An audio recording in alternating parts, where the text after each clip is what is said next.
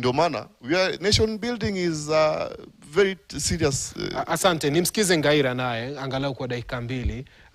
Ngaira, karibu sana. Asante sana. Kwa ufupi tu wa dakika 2, umezungumzwa masuala takriban 2-3 hapa.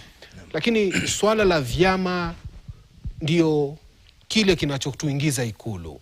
Je, vyama vya kisiasa humu nchini viko dhabiti katika sera zake, ama sera zake zinasaulika tu baada ya kila uchaguzi? Nadhani mwanzo kabisa asante sana kwa kutualika hapa mimi binafsi na pia chama chetu cha PM Party ambacho ndio chama kipya kabisa nchini ambacho kinawekeza sana kwa vijana. Wajua kwa miaka 20 marehemu Raila Odinga alikuwa ni kiongozi ambaye alikuwa na chama ambacho japo yeye mwenyewe anatokea kwenye kabila ndogo sana, alikuwa ameonyesha kwamba anaweza akawa convince kwamba Wakenya wengi waje wa support chama chake, na utapata kwamba alikuwa anaungwa sana mkono na hata makabila ambayo yanatoka ni makabila makubwa sana.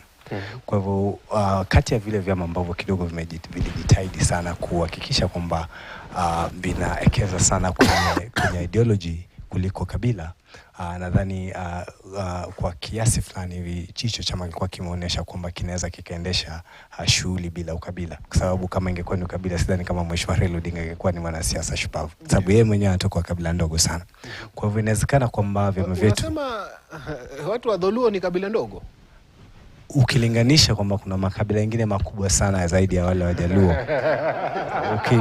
Ngaira, asante. Wacha tuelekee kwenye mapumziko mafupi, tukirudi tapata taarifa na vile vile tarudi kumaliza mjadala huu. Bado yapo masuala kadhaa ambayo tunataka kuyazungumzia. Kabla pia sijapeana pasi kwa mwenzangu Ian Keitani na vile vile Aseto Dennis ambao watakuwa wakizungumzia masuala mengineo katika studio zetu hizi leo hii tunaangazia uchaguzi, ikiwa ni mwaka mmoja tukiangazia mbele kule. Je, tuko tayari kama taifa kwa uchaguzi ujao? Siende mbali mtazamaji.